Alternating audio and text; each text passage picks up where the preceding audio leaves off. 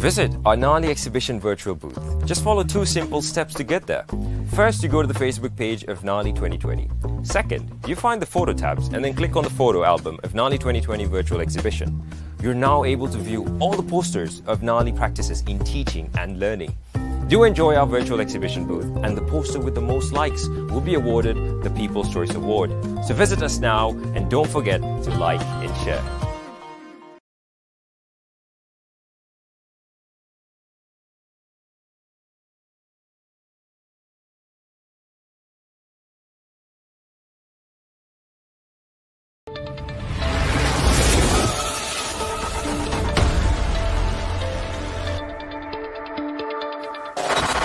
Visit our Nali 2020 Symposium. Just follow this very simple step. First, check the Nali 2020 Symposium schedule in the website. Second, follow the schedule accordingly. Third, go to Facebook page Nali 2020. Fourth, you will see the pin post of the symposium schedules accordingly in the pin post. Do enjoy your symposium. You can also view all the session by first using the hashtag Nali 2020 Symposium. Or second, find the photo tabs, then click on the timeline photo to view all the symposium presented by our participants. Do enjoy our virtual symposium session and ask questions directly to the speaker under the comment section, and don't forget to like and share.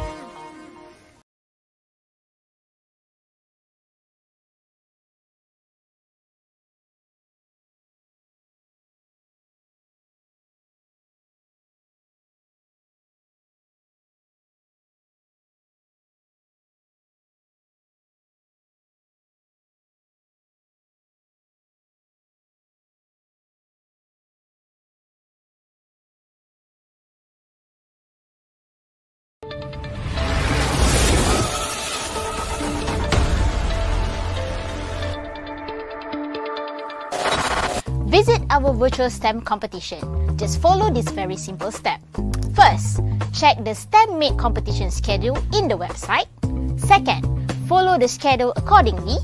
Third, go to Facebook page Nali 2020. Fourth, you will see the pin post of the STEM Made schedule accordingly in the post. Do enjoy the STEM Made competition. You can also view all the session in the video tabs. Then click on the video playlist STEM Made competition to view all the STEM Made presented by our participants. To enjoy our virtual STEM Made competition, and don't forget to like and share.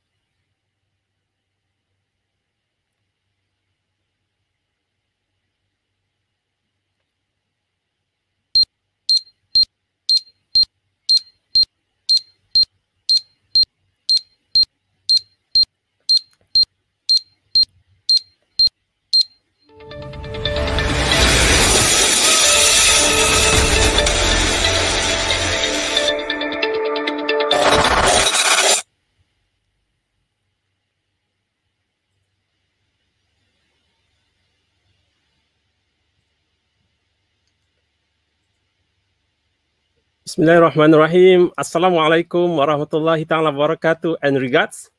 Welcome to NALI 2020, an event for educators and researchers to display their excellent work in teaching and learning. In NALI 2020, we have keynote, plenary, and forum sessions.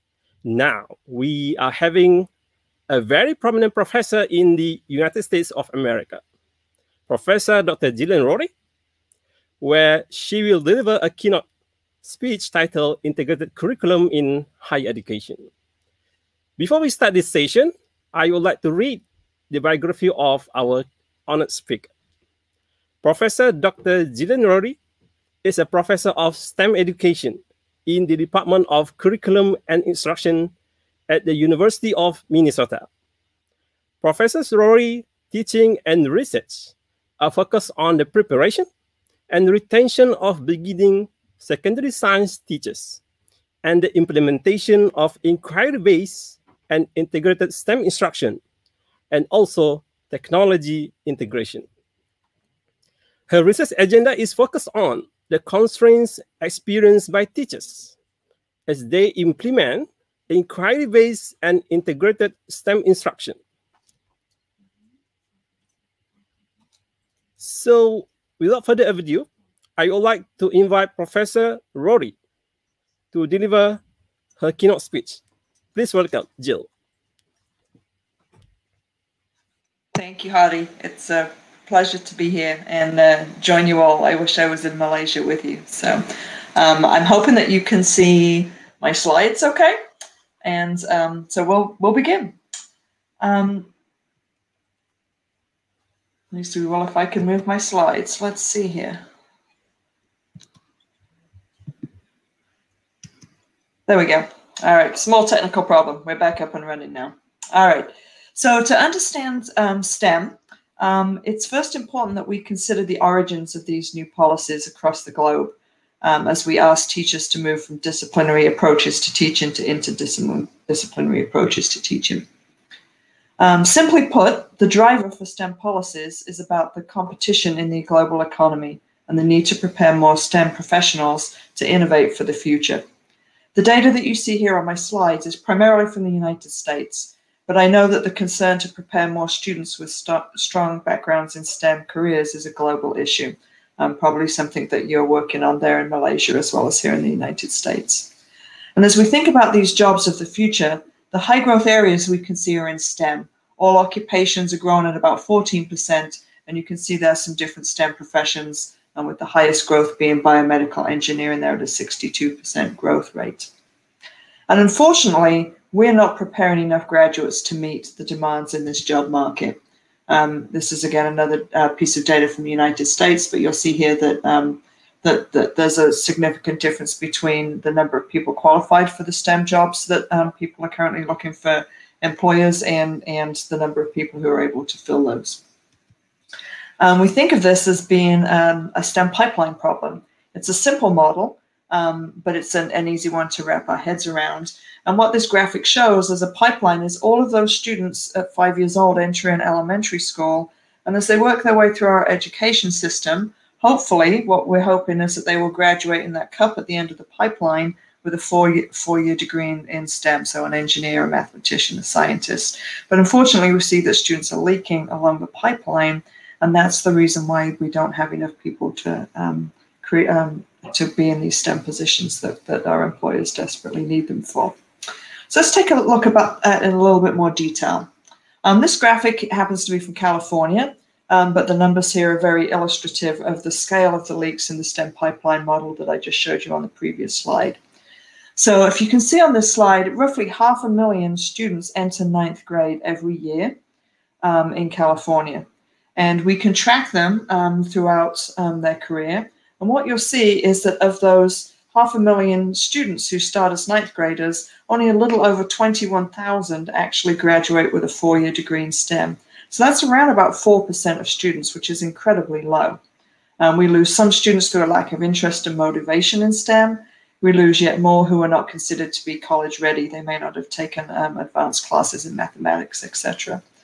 And of those 165,000 or so students who do go on to college, only 20% actually major in STEM, and not all of those complete their degrees. So as you can see, there's a lot of spaces in this pipeline where students can leak out, or and when we see attrition. Unfortunately, that attrition is not equal for all students. And what you can see in this graphic is that we're just looking by gender as one demographic that we might consider in terms of who enters STEM.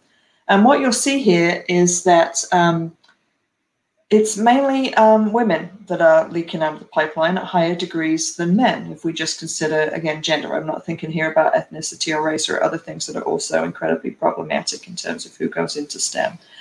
So with the exception of, I believe, Turkey is the only country here on this particular graphic, you'll see that men far outnumber women in the workplace. So one of the things that we need to do in our work, whether it's in higher education or K-12 settings, is to think about how we make sure that women see themselves as pursuing STEM, so we can not only increase the number of people going into STEM, but we can also diversify the field as well. The data by gender also shows some different trends in terms of the different fields in STEM. So far I've bundled all of STEM together, but if we break STEM down a little bit here, and we're not breaking it down into all of its possible subdisciplines, but just breaking it down into engineering, physics, earth science, mathematics, computer sciences, the CS there, and biology. And what you can see there is that in some fields, biology being the prime one, we can see so equality between the number of men and women who are graduating with degrees in biology. But you'll see that in other areas, physics, mathematics, computer science, etc., that we see more of a problem. And if we break those disciplines up even more by different fields of engineering, you might see that in biomedical, women are more equal, but in areas like electrical or mechanical engineering that we see a bigger problem. And so most of the work that we've looked at here in the United States has been around engineering. In engineering, 60% of engineers are white males. And so we have a long way to go here in terms of diversifying who goes into STEM. And engineering has been the area that has been really pushed from our education policies. And that's really going to be the focus of some of the integration work that I'll share here with you in a few moments. So our engineering societies have pushed really hard for the inclusion of engineering into the K-12 curriculum. And they provide some very compelling rationales for that are not only strong arguments, but also supported by the research literature. And so the arguments are that engineering provides a real-world context for learning mathematics and science, that engineering design tasks provide a context for developing 21st century skills, so problem-solving skills, right? We want students to be critical, independent thinkers, and also that as these tasks are complex, that they promote some of the soft skills that are very valued in the workforce, such as communication and teamwork. So some very strong arguments for adding engineering. And rather than adding required coursework in engineering to our K-12 schools, the decision was made to integrate engineering into science. There simply isn't room in the K-12 curriculum to add something else. So integration became a mechanism to accomplish that. And I won't talk a lot about this because our focus is going to be a little more on higher education. This really shows up in our next generation science standards. Where these are standards for science teachers, but what has been added here is engineering practices. So our science teachers are expected to use engineering as a vehicle for students to learn science and mathematics content. And so that's going to be the emphasis of most of what I talk about, is that integration into science classrooms. And so we still need to answer the question, what is STEM? I've talked about why we need it in terms of jobs, I've talked a little bit about some of the policies, but what is this thing we call STEM? It makes for a really nice acronym. We get some amazing graphic designs as we try and brand STEM at our own institutions. These are just some I grabbed off of the internet here. But really, what does this actually mean? We science, technology, engineering, and math, but beyond that, what is it that we want teachers to do? The term was originally coined by Judith Ramley, who was the director of NSF at the time, back in the early 90s. And here's what she said. She said, in STEM, science and math serve as the bookends for technology and engineering. And science and mathematics are critical to a basic understanding of the universe, while engineering and technology are means for people to interact with the universe. STEM weaves these elements of human action and understanding into all aspects of education. So it sounds great. She's starting to talk about the different roles that science, technology, engineering, and math might play in learning. But still, as educators, we have to think about, well, okay, how do we put this in our classrooms? What exactly is it that you want us to do? So let's dig a little deeper. The slide here is going to share some work by Roger Bybee. This is work in 2010. And what Dr. Bybee did is publish some common perceptions of STEM that we see in our K-12 schools. So he's not advocating for one of these positions necessarily over another, but in interviewing and talking to teachers and principals and others involved in the K-12 system, what are the ways in which they're perceiving and implementing STEM in their schools? And the simplest model, and one that we still see quite often, is simply that STEM is just the disciplines. We have a science class, we have a technology class, an engineering class, and a mathematics class. Very simple siloed disciplinary approaches. Unfortunately, in K-12 education, that basically means that we have science and mathematics, because we sometimes have technology and engineering classes, but they're not required. So really, that's just business as usual, nothing different. So what we see in some of our schools, particularly those who like to brand themselves as STEM schools, is we see elective classes for students where 2 or more of the disciplines have been merged together to create a new class. The graphic happens to show an example with science and technology, but it could be science and engineering, it could be engineering and technology, various combinations of the two. When we think about science and technology or science and engineering, we often see things like this. Where schools are investing in things like fabrication labs. That's the graphic you see there on the left. This is very expensive equipment, laser cutters, 3D printers, things like that we see integrated into the classrooms. We also see a lot of work with coding and things like robotics that are being added. That spherical ball that you see there is a spheros. It's something that can be coded with your phone or an iPad or Chromebook, whatever the devices of choice that we can see doing that. These ideas aren't unique to K-12. They're certainly things that we are starting to see a lot in higher education. We have a lot of ways now that our scientists and engineers are integrating big data, coding, computer-assisted design, bioprinting, and things like that, design courses in our undergraduate classes as well. So we're starting to see a lot of that kind of approach. But all of these things are quite expensive, particularly for our K-12 schools. And also in terms of, can we actually afford or have the space in our curriculum to add these extra additional classes? So what's far more common, and the approach that we've taken to integration, is to say, let's take a look at our science class and our science curriculum and find places where we can, where it's possible, to add in technology, engineering, and math to help support the learning of that science content. So, for example, I used to teach high school chemistry, and I taught chemistry, undergraduate chemistry, when I was a faculty member at San Diego State. And so in looking at my curriculum, there were times when I would simply take a disciplinary approach. I'd say, okay, it's part of my job to teach ionic and covalent bonding. I'm just going to teach that straight as a disciplinary topic. But I might look at a topic like electrochemistry, let's say, where I could say, okay, well, that's something where there's more applications, and I could integrate some ideas of engineering and have the students investigate things like designing batteries. When I teach organic chemistry, maybe I can look at things like polymers as a way to make connections to engineering and to the design world. So using our own PCK to make those kinds of decisions. So digging even more deeper, what we needed in our work, even though we'd started to say, okay, we want to look at science and ways that we can integrate, what exactly does that mean, and how would we work with teachers to develop curriculum and think about pedagogies to be able to do that? And also to be consistent in our research and think about what is it that we're defining as STEM and how are we going to go about that work. And so this is one of the 2 frameworks that I'll talk about today. This is a framework that was developed in partnership with one of my former colleagues, Dr. Tamara Moore. She's now at Purdue University, and some other colleagues, Micah Stallman at University of Nevada, Las Vegas, Weiwei Wong is also at Purdue University, and Christy Tank at Iowa State University. So this is going back a little bit to when we were developing this. But in this framework, we say that quality STEM integration curriculum should have certain key features. And they are that we should contextualize learning through a meaningful, motivating, and engaging, authentic problem, so a real-world problem. And that real problem should engage learners in engineering practices to help develop possible solutions to that. As the learners engage in engineering, they should have a chance to learn from failure and opportunities to redesign. Engineers don't get things right the first time often. We have to iterate and improve over time, and we want our students to have that experience as well.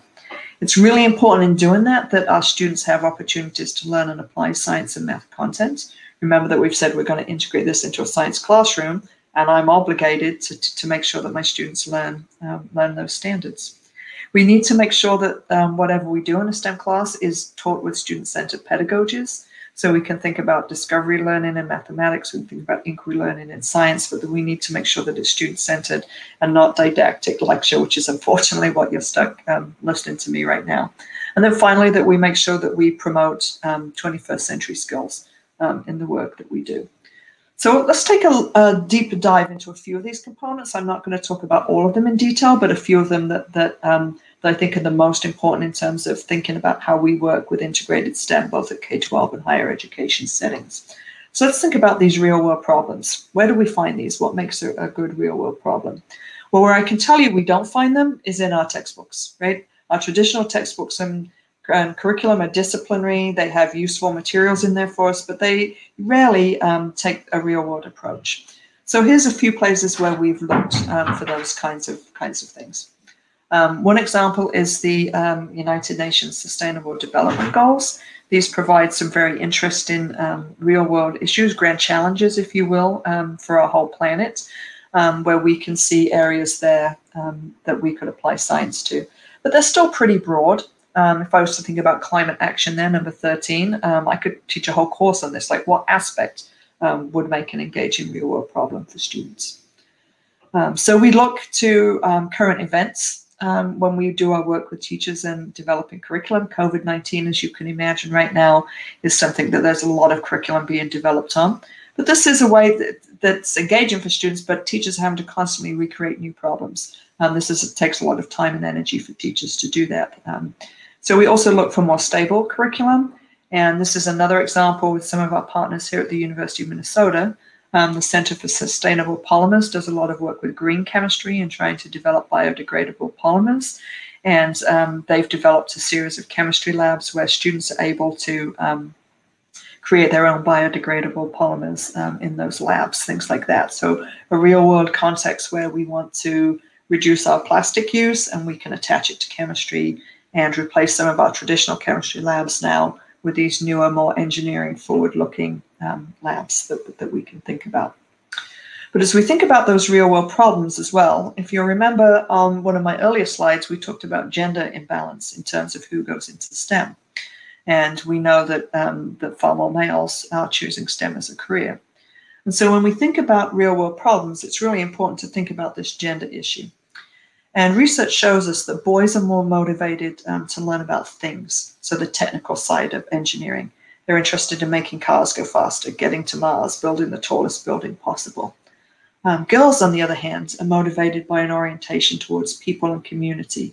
So issues like health, the environment, and sustainability that will save lives are far more likely to motivate girls. Of course, engineering in these areas still includes addressing technical issues, right? It's not one or the other. But for our female students, it's having that communal orientation, so having a reason to go through that technical work. And so here's just a couple of examples from some of our work in Minnesota where we've tried to take that gender issue and think about how to select real-world problems that will be more engaging to girls. This is some work that was supported by the Cargill Foundation, working with middle school STEM schools in Minneapolis Public Schools. And this is work that I did with a former student, now Dr. Felicia Lamukta, who works at St. Cloud State University. And a couple of the examples here that we worked with in the community one was around lead pollution. And in the particular community the school's in, it's one of the highest areas of lead pollution in the country. And it's connected to a particular industry that was in the community. And so the students were able to go out into the community, collect lead samples in their homes, in their backyards, and start to understand how that pollution was spreading, and then also by doing that work to help make their own parks and homes more secure and safe. Many of the students had younger siblings who had suffered with lead poisonings and things like that. So this was very motivating to the girls in terms of saving lives, both in their family and their community. The example on the right was actually generated from a social studies project. The students were learning about the Civil War in the United States and Minnesota's role in the Civil War. And from a STEM perspective, they were engaging in how to make soldiers' lives better, either during or after the war. And the students were very engaged in the design of prosthetic limbs. One of the girls in particular had a cousin who'd been born with a missing arm and was very interested in prosthetics. It was very meaningful to her and her family. And again, it's that notion that through engineering we can save lives, we can help promote better health for people. So by carefully picking these examples, we're able to promote girls as being more motivated and interested in STEM. Let's give you another example. This is one that's one of my favorite movies, I'll be honest, and one of my favorite STEM movies. It's one that with our partners in Owatonna Public Schools, which is in southern Minnesota. They've done a lot of curriculum inspired by the book and the movie, The Martian. The students actually read part of the book in their language arts class and then do some STEM learning here. So if you haven't seen the movie, the astronaut Mark Watney is left on Mars during a storm. The crew have to evacuate, and he's struck with debris, and the crew believes that he's dead, and turns out he's not. And in his first captain's log, he provides us with a very compelling real-world problem that if he's going to survive, he's going to have to survive. I'm not going to try clicking that link because I don't want to upset the technology here, but I'll share with you what he says in his captain's log. He says, our service mission here was supposed to last 31 sols, so 31 days on Mars. For redundancy, they sent 68 sols worth of food, and that's for 6 people. So for just me, that's 300 sols, which I figure I can stretch to last 400 if I ration. So I just got to figure out a way to grow 3 years worth of food here on a planet where nothing grows. Luckily, I'm a botanist. He later says in the movie Mars, fear my botany powers. What I'm going to argue very much is that Mark Watney does STEM. He doesn't just use botany to do this. And let's take a look at how he solves this, and that'll link us to another aspect that I want to point out on STEM, in terms of our framework, right? I've just shared with you the real world problem. He's got to figure out how to grow food on Mars, all right? But one of the other components that was on our STEM integration framework a few slides back is that we needed to make sure that whatever we do in our curriculum links back to science and math content. So for Mark Watney, not that it was a science school endeavor, this was a real problem if you were stuck on Mars, having to figure out how to get water. What he was able to do was to use his knowledge of chemistry and be able to reduce hydrazine, which if you heat over an iridium catalyst will break down into nitrogen and the hydrogen you can then ignite with the oxygen and create water. Pretty easy to do on a small scale, which we see him do in the movie. But then when you start to apply that to engineering, you have to scale that up, right, from a small lab test tube onto a large scale so you can grow food. That chemical engineering piece, pretty tricky. And we see him going through one of the other criteria on our STEM integration framework, which is learning from failure. He has to go through this multiple times and figure out and apply his knowledge of chemistry and engineering and botany to this problem before he's ultimately successful in growing food. There's several other examples from the movie. I could do an entire talk on STEM in this movie, which I won't do, but it's kind of a fun way to think about. We've got a real world problem, and that problem cannot be solved without knowledge of the STEM disciplines. Unfortunately, what we see in schools quite often and in our curriculum is not that. And we see this difference between tinkering and craft projects and true STEM design problems. And so the example I have there of a STEM craft project is tinkering.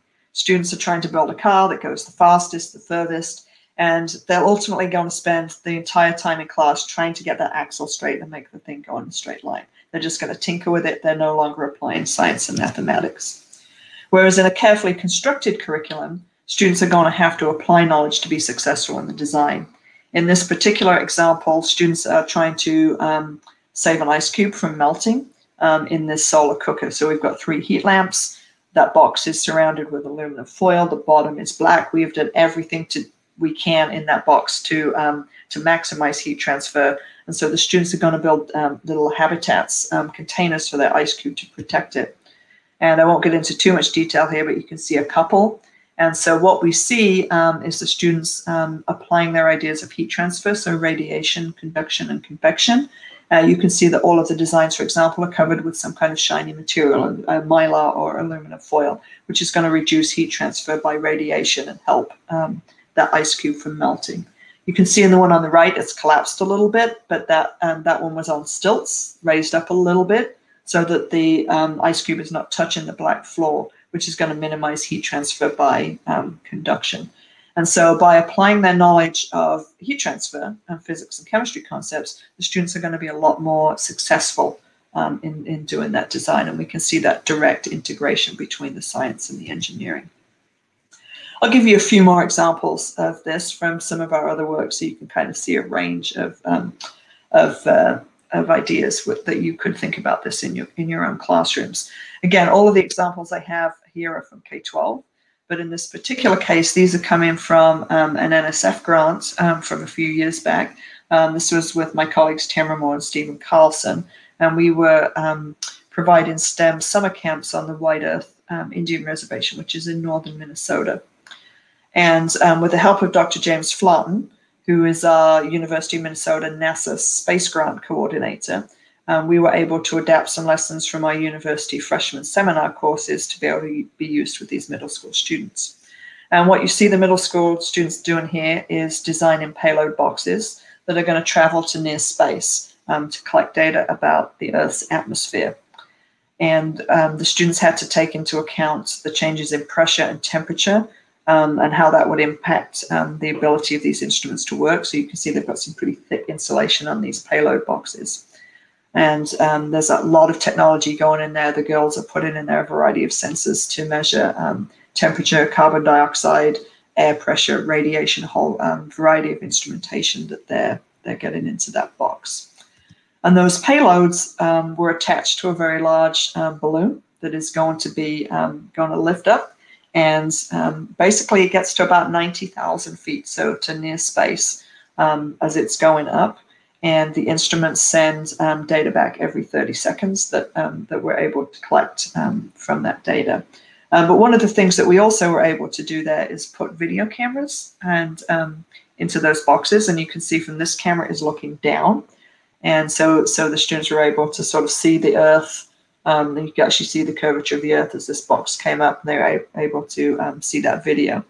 One of the ways, as well as the data that the students collected, and they were able to do a lot of graphing and a lot of analysis on levels of carbon dioxide as they went up in altitude, how the temperature changed as they went up in altitude, things like that, is to make some other connections to science. Again, making sure that we're using this engineering activity to learn some science content. And this is from one of the video cameras that is looking up at the balloon. And what students were able to engage in here is to think about their knowledge of gas laws and rules about pressure and volume. And so as the balloon is going up, it is expanding as we have less and less and less pressure as we leave Earth's atmosphere. And at some point, that balloon will burst. And at that point, which is what we've captured there on the video, and at that point, the instruments and the cameras are coming back down to Earth, and we, of course, have to go relocate them for the students to be able to see this video. But this was a way from the engineering design then to have students start to think about and apply and learn about gas laws and be able to explain some of the phenomena that they saw. So it's just one quick example there. This is another example. That's actually Dr. James Flauten, you can see in that photograph. What the students are doing here is they're building prototypes of a hovercraft.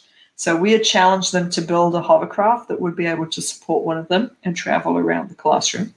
And so just as engineers do, we worked with prototypes first so students could understand the behavior before they moved on to building a large-scale hovercraft.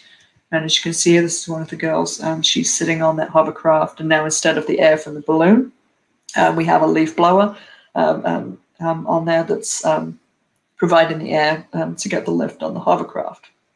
So far there's a lot of engineering there. You can imagine some conversations about friction and some different ideas about physics. But I'll share here one of the content connections integration that we were able to make from this engineering design. So the students were challenged not only to build a working hovercraft, but they had to be able to control the hovercraft, which means you had to be able to say, go here, go there, and move it around the classroom. And so what you can see here is one of the boys working with that. You can only imagine how much fun this was for the students to move their hovercraft. There's the CO2 fire extinguisher there. You have to make sure you have the one that is CO2, not a foam one. A foam one will work, but it will make an incredible mess while you're doing it. But this is Newton's laws in action, right? Right, that object, right? It's that hovercraft is just there until we apply a force. You get equal and opposite reaction, and the student will now be able to move with some directionality around the room. So again, another connection there. So, all right, this is the second framework that I want to share with you. So move out from examples back to a little bit of our theory that we apply here. And this is a framework that was published by my colleague Tamara Moore and others.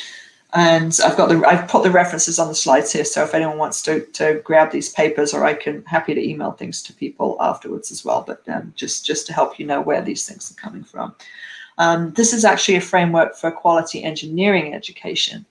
But engineering is just in essence an interdisciplinary space. You can't do engineering without science and math. And so there's a lot of crossover between how we think about quality engineering and quality STEM. And what you'll notice here is that many of these components from Tamara's framework are aligned with the framework for quality STEM integration that I shared a few slides back. But what's interesting here, and what I want to point out and show you some other ideas for integration, is some of the ones that are different to the framework I had earlier. And so these are unique that you did not see on the 6 criteria for quality STEM integration from earlier. And Tamara calls these issues, solutions, and impacts, and then ethics. And so these are really thinking about the context in which this work is happening and what are the societal impacts.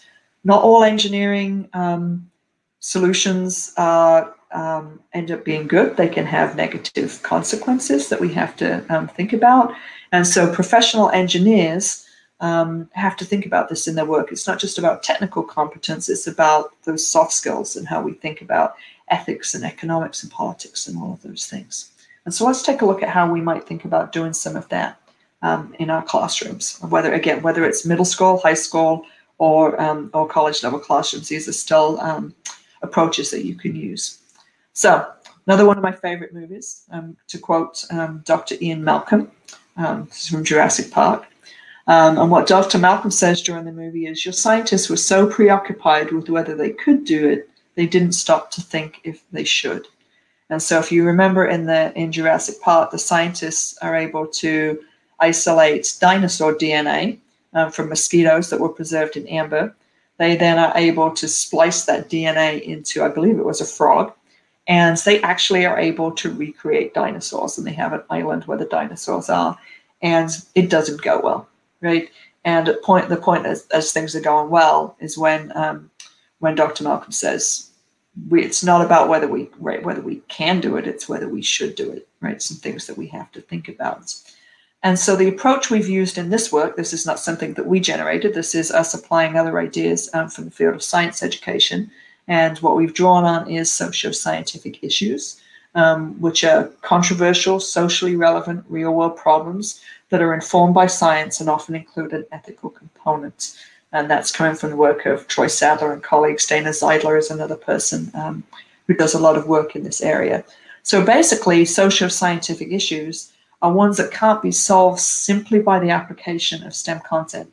They have economic, political, and social ramifications that students have to consider when designing those solutions. So it's a lot broader integration than just STEM. I'm now expanding out to STEM plus other areas, right? Economics, politics, social sciences, things like that. And I'll share just a few examples from our work that we've done with that.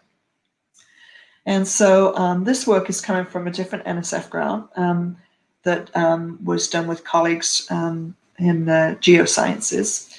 And what the scientists were looking at was exploring the impact of land use on water quality in the Minnesota River Basin. And what you see here in this picture is an aerial shot where the Minnesota River joins the Mississippi River, and this occurs in the Twin Cities, so right where we live, where the University of Minnesota is here. And what you'll notice here is that one of the rivers, it's the Minnesota River on the bottom of this image, is incredibly brown and muddy in comparison to the Mississippi, which is the river coming in from the top. And it turns out that the Minnesota River passes through a lot of agricultural communities, and that is a lot of the reason for why this river is so muddy and turbid in comparison to the Mississippi. And so as it goes through the agricultural land, it's picking up a lot of erosion and a lot of mud from the banks of the river. And the problem here in Minnesota for our farmers and these agricultural communities is that we have an incredibly short growing season. You can't tell behind me right now, it's dark even if I didn't have the blinds closed, but it's well below freezing out there right now, right? We have a very long winter, and so the farmers need to get their crops planted as early as possible. And the problem is that as that snow melts, there's a lot of water on the fields. And so the farmers cannot plant their seeds until the water is off of the field. And if they don't plant soon enough, the plants won't have time to grow before we have frost again and we have to harvest. And so the engineering solution to this is what's called agricultural tile drains. I don't know how well you can see that image, but simply it's drains that pull that water off of the field more quickly and dumps that water out into the river system. And so during spring, there's a massive amount of water very, very quickly moved into our river system. And that increased volume of water causes a lot of erosion of the riverbanks. And that's what you're seeing in the aerial photograph as that muddy space there. So the engineering solution has solved one problem. We can plant the crops on time, but it's caused another problem. There's all sorts of environmental issues that are caused from this within Minnesota and the states below as that river runs through. And so this is one of the examples here. It's probably hard to tell in that graphic, but as the rivers run through Minnesota, which is in the northern part of the United States, coming all the way hundreds, thousands, over 1,000 miles through the country out into the Gulf of Mexico. And that bright colored area that you see there is the Gulf of Mexico. And that is now known as the dead zone. Fish cannot live there. And that's because of all the nitrates that are coming off of these farming fields, not only in Minnesota, but as the river travels through and you get this excess runoff from the fields, the tile drains increase that, and all of that nitrate accumulates here in the Gulf of Mexico, which has incredible consequences to the ecosystem, right, and in the environment, but also for the economy, like what local fishing industry there. People's jobs and livelihood is a problem. So by solving one problem, we create another problem, right? And we can't remedy this simply through science, right? We have to balance out, how do we feed everybody? How do we allow farmers to maintain an income and be able to live and do their work, while also considering the environmental consequences of some of these practices? So it's a balance between social and science issues that we have to play on here. And so for this particular problem, what I'll share with you quickly is a simulation that we developed that you could use, again, higher education, or this one we happen to use in a high school environmental science class. And this was developed with a former student, Dr. Nauman Galici, who's now at Bowling Green State University. I'm just trying to make sure I mention all the people that are involved in this, because this is not about me. This is about a lot of people coming together to come up with these STEM ideas. And so in this we had a lot of data from the scientists, and we really can't do this hands-on. We can't go and change land use practices and then wait and see what happens down in the Gulf, right? So we do this by computer simulation. And what students are able to do then is change farming practices in different areas and say corn, soy, I'll put this land back to natural use and not farming use. And as they do that, they're able to make some changes and then run the simulation and take a look at, did it decrease the nitrates, by how much and by what cost. So we can look at, if I'm a farmer and I decrease my farming land by 20%, I allow that to go back to a natural environment, what impact will it have in terms of nitrate loads? And then economically, how would we facilitate the farmer doing that, right? What financial incentives might we provide to him? So this is a simulation that we've developed, and it's a very quick way for students to think about how might we re-engineer land use without actually going in and doing that, which is not something that's physically possible to do. All right, so I've been talking a lot. I'm going to share one more example here, and then give you a chance to answer some questions. I can sort of see the chat going a little bit here, and I've been half looking at it and half not. So we'll come back and answer some questions. But so most of what I've shared so far has been work related to our K-12 focused research that's been done by my team at Minnesota over the past decade or so. But the curricular frameworks and approaches that I've talked about also apply to higher education settings. And what I'm going to share in the next few slides is a really exciting new grant project that we've just been awarded that will illustrate how STEM integration can foster cutting-edge research at the post-secondary level, both in terms of the science and the education things that we're able to look at. And so this project started just in September, so this is very new. We're just really getting going on this. And this is a project called ATP Bio. So Advanced Technologies for the Preservation of Biological Systems.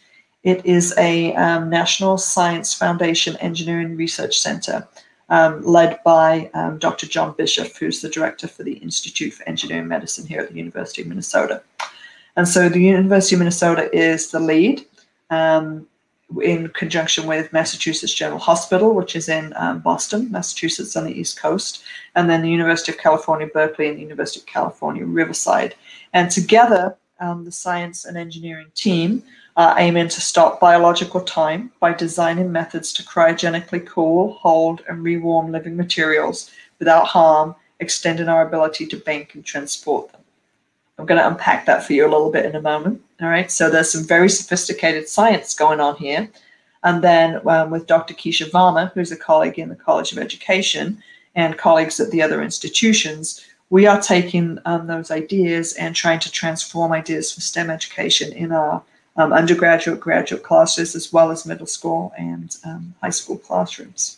So stopping biological time, what's that all about? That sounds a little crazy and sci-fi, right? So I'm not going to talk about everything on this slide, but this is a lot of the different ideas that the scientists are trying to work with. The one I'll use to illustrate what we mean here is organ transplants. So right now you have a very small, less than 24-hour window to move an organ from a donor to a recipient. And what the scientists are able to do through cryogenic cooling is to extend that window, hopefully to 3 to 4 to 5 days. They've been successful with liver slices, so we're not there yet, but that's what the scientists are trying to do. And you can imagine if we were able to open up that window, that really changes the ways that we can improve lives, right? I can now get a heart from someone from Minnesota over to Malaysia, right? I can got a lot better chance to save lives and have these organs go to good use, all right? I'll just point out one other one, feeding the world through sustainable approaches related to aquaculture and different seed banking that we're able to do with this cryogenic work. And just to link that back to this idea about gender, right? If we want more women to be interested in engaging in STEM careers, that idea that it's communal about engineers saving the world, feeding the world sustainably, is definitely going to be something that's going to be more attractive to engaging women in STEM. And so the science really itself is integrated. They call it convergent science. I call it integrated science. And you can see all of the engineering and science disciplines that are going to come to bear on this, on those two columns on the right. And they're trying to solve basically, they simplify it down to 3 issues: excessive ice formation, toxicity of some of the chemicals that are used in this process, and thermal and mechanical stress. So simply put, If you've ever put a leaf of lettuce in the freezer, it doesn't look like lettuce when you bring it out, it's mush. So they are making ways that through the ice formation that when you cryogenically freeze a heart, it will come back, right? And there's a lot of ethics involved. There's a lot of exciting education things that we are going to be able to do from this. And I saw Hardy drop in there. Hardy, your timing is good, because I'm going to pop my last slide in and say, wow, did I talk a lot? I'm sorry, I went probably a little bit longer than you wanted me to, but my email is there. I'm happy if anyone's got questions that don't get answered today, please shoot me an email or ping me on Facebook, whatever your mechanism of choice is. I'm happy to chat with any and all of you. So I'll stop and how are we going to do questions, Hardy? Are you going to go through the chat, or do you want me to try and scroll through? Okay, we will do for you, Jill. Okay, all right, awesome. And I'm going to stop sharing my screen if I can get if I can refine my mouse. Let's see here. See if I can get back control of my computer. There we go. All right. So, okay, thank you for your wonderful and inspiring speech. Now we move to the session of question and answer. I try to capture as many as possible questions given by the audience in the Facebook comments. However, I think that if you want to talk some additional points about your speech or your experience, you may do that. Okay. You still have let's take the questions. Okay. So I would like to select one very interesting question, okay, from one of our colleagues here.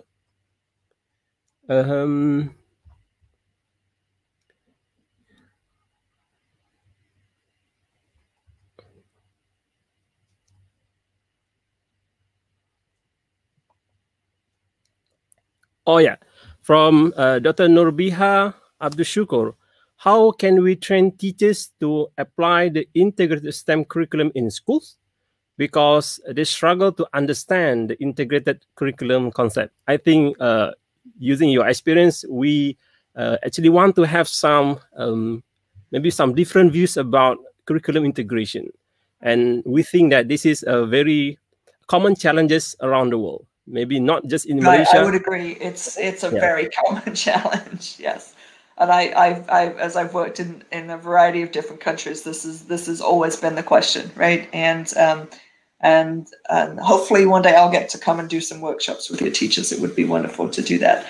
This was the biggest challenge we faced in Minnesota. In 2009, Minnesota added engineering to their science curriculum, which predates NGSS, which was 2013. And so our biggest challenge was how to help the teachers to know how to do this. The teachers have never taken an engineering class. They have a little bit of familiarity, but not much. And at the time, there was very little curriculum out there. And what was there was not always very good. And so we were faced with the problem of both needing curriculum and to train teachers. And we were able to bring these together. We were lucky to have a large grant from the National Science Foundation. But we've run a series of workshops. We started off with 1 week workshops. We were able to do 3-week workshops with the funding from the National Science Foundation, but really extensive professional development where teachers were engaging as learners in the engineering design process and learning about what does it mean to do engineering. And then using some of the frameworks that I shared really quickly with you to start to think about what does this integration mean, right? How do we make sure that it's not a craft project, that we're actually learning science and math? And there's a lot of different pedagogical techniques and curricular approaches that the teachers learned about through doing that. The teachers also worked as teacher design teams, so in 2s or 3s at their grade level to help to develop curriculum that they would use in their classroom and then share with other teachers. It was some of those curriculum are great, and there's some of them that we've since polished up to share, and I'd be happy to share those with anyone. We've got 13 that are in really good professional shape that I would be happy to share with anyone. And I can see the comment underneath that one about the autonomy to design curriculum being quite centralized for you in Malaysia. Definitely less so for us in the United States. So we definitely have the advantage, if you will, that we have some flexibility to do that. But really, you have to remember that what we're doing is not, we're not adding things to the curriculum, we're changing things in the curriculum, right? So for example, I had that very quick example around heat transfer. the concepts of conduction, convection, and radiation are in our curriculum. I believe they were 4th grade and 6th grade, right? And so they're there. And all we've done is said, yes, we're going to keep teaching that. Instead of using this approach that you've already used, we're going to insert this new engineering approach. So we're not adding things, we're just changing some of those labs. I'm sure for you that might mean some work with your government, but that's a context I can't help with. But now as we have more curriculum that we can work with, we can also do curriculum training, which is quicker than doing the curriculum development piece with the teachers. So the whole variety of different professional development approaches that can be used, and some of our writing work has looked at that. So that was a long answer. Sorry, Hardy. It's okay. Okay, so we move to another question. Is this related to the pandemic? From Diana Kairi, because STEM normally exercise based on hands-on activities, experimentations, and designs of engineering activities. With all the SOPs, means some sort of the precaution measures during the pandemic. Okay, what is your opinion to conduct STEM during this crucial time? Yeah, this has been very difficult for us, and particularly for the teachers to think about this. But one of the things that we've always stressed in our work is that, yes, engineers design products, right? So there's a lot of hands-on, right? Building something. But engineers also design processes. So there's ways to engage students in engineering and integrated STEM by thinking about processes, which would not necessarily be hands-on. There's ways with data and simulations to look at things. So that simulation I had, right, is something you can do virtually. So we've tried to do a lot more work at bringing in virtual data sets that students can analyze, right? So we might have pre-prepared data instead of students collecting their own data. It definitely, though, that hands-on piece is what engages students, right? So trying to find that balance.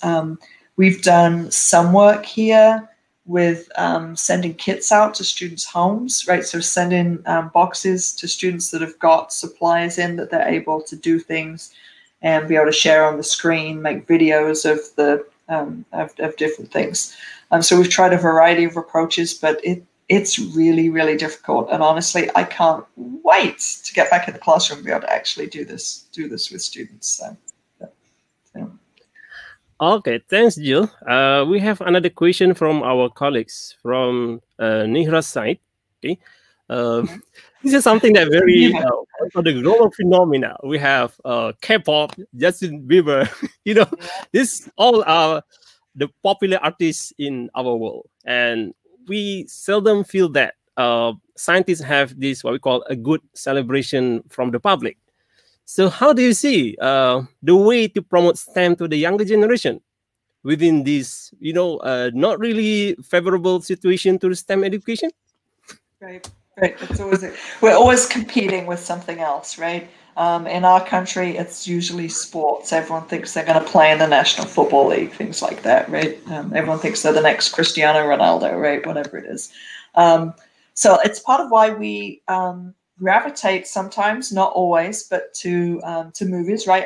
I purposefully shared the example from the Martian and Jurassic Park. Granted, Jurassic Park is aging me a little bit, but thinking about how we can use pop culture, right, as a way to engage students, right, and see science and STEM in those spaces. So we very purposefully do some of that.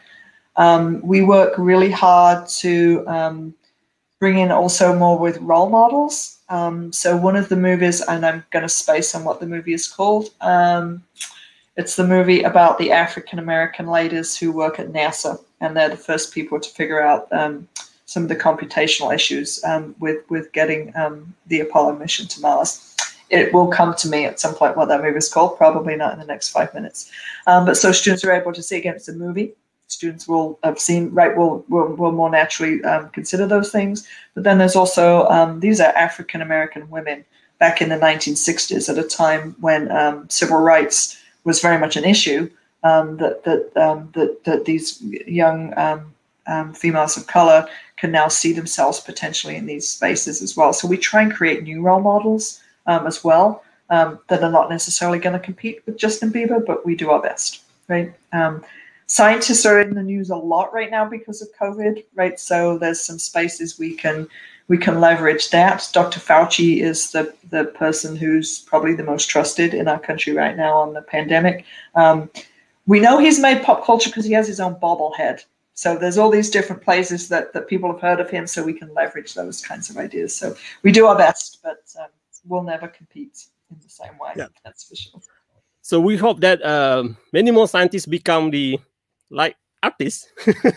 Right, right. Even and though, that's part Hardy, right? I don't know if in Malaysia you have STEAM, right? I purposely didn't talk about STEAM today because it's a step too far to get done in the time we have. But there's reasons for that as well, right? So to bring that artistic space also into the curriculum. So.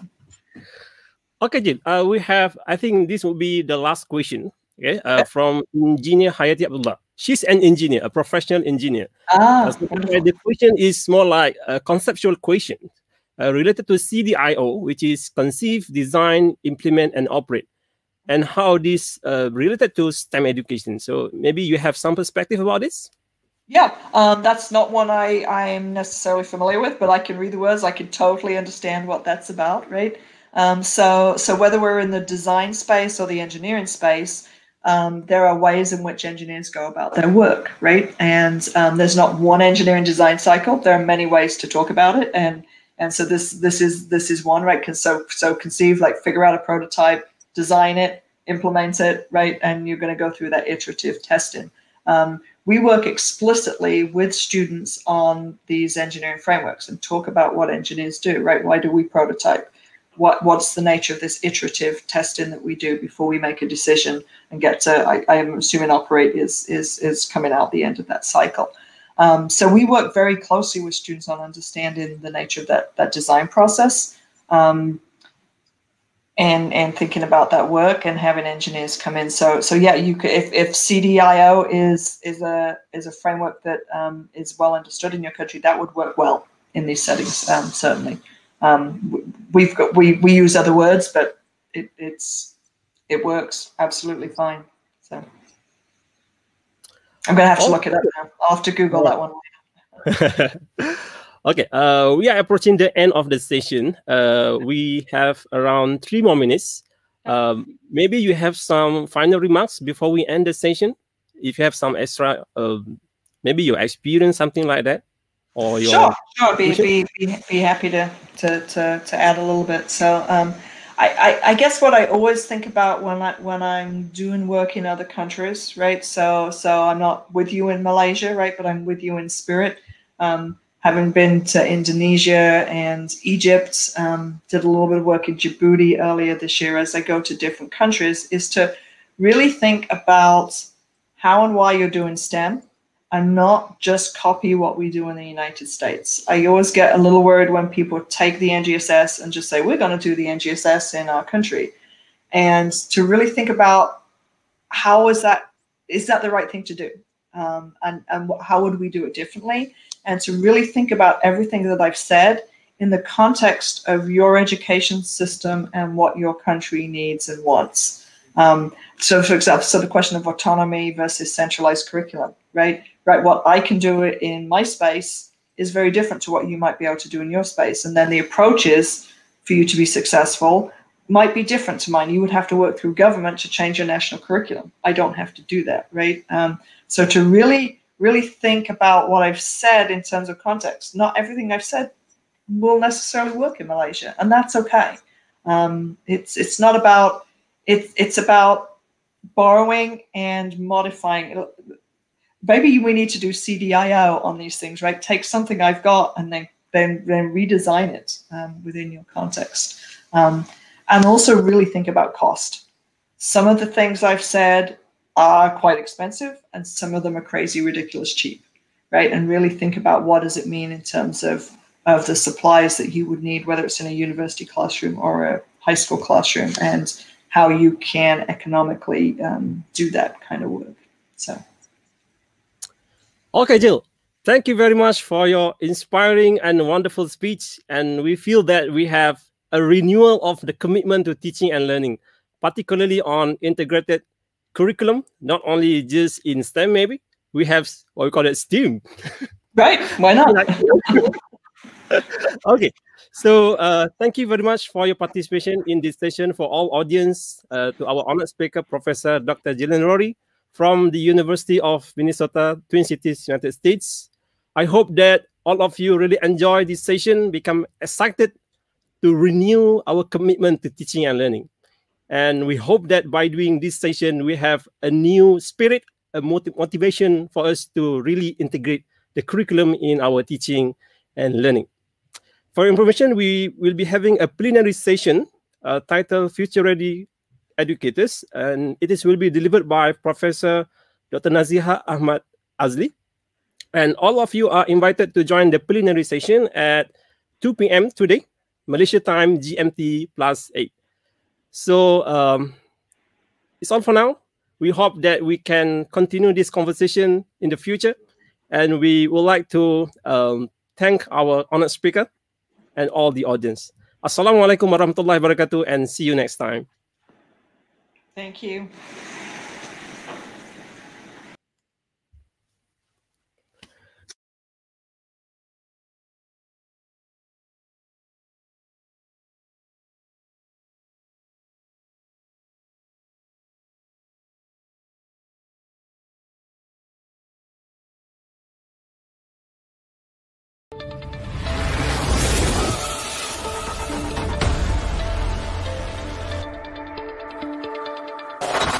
Visit our NALI exhibition virtual booth. Just follow 2 simple steps to get there. First, you go to the Facebook page of NALI 2020. Second, you find the photo tabs and then click on the photo album of NALI 2020 virtual exhibition. You're now able to view all the posters of NALI practices in teaching and learning. Do enjoy our virtual exhibition booth, and the poster with the most likes will be awarded the People's Choice Award.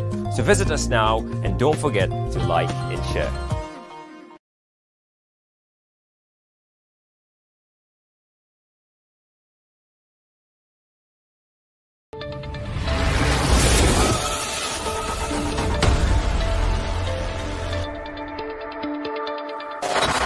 Visit our virtual STEM competition. Just follow this very simple step. First, check the STEM-made competition schedule in the website. Second, follow the schedule accordingly. Third, go to Facebook page NALI 2020. Fourth, you will see the pin post of the STEM-made schedule accordingly in the post. Do enjoy the STEM-made competition. You can also view all the sessions in the video tabs. Then click on the video playlist STEM-made competition to view all the STEM-made presented by our participants. To enjoy our virtual STEM-made competition, and don't forget to like and share.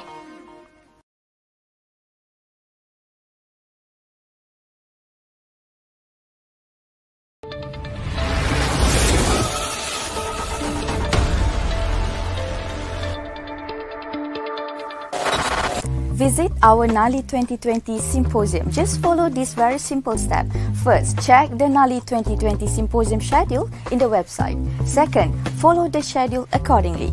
Third, go to Facebook page NALI 2020. Fourth, you will see the pin post of the symposium schedules accordingly in the pin post. Do enjoy your symposium. You can also view all the session by first using the hashtag NALI 2020 Symposium. Or second, find the photo tabs, then click on the timeline photo to view all the symposium presented by our participants. Do enjoy our virtual symposium session and ask questions directly to the speaker under the comment section, and don't forget to like and share.